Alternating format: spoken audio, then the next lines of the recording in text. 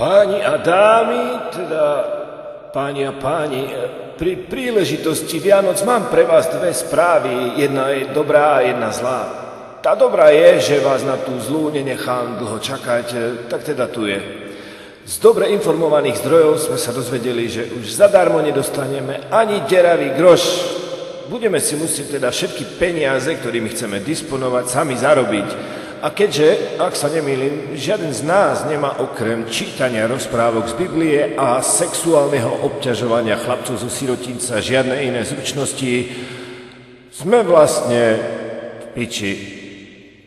Ale netreba to vidieť až tak negatívne.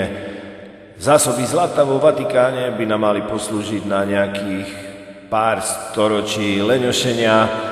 Takže neviem ako vy, páni, ja osobne sa teraz odoberiem k sebe, dám si jointa, oblečím sa ako emo a pustím si tyrolské porno.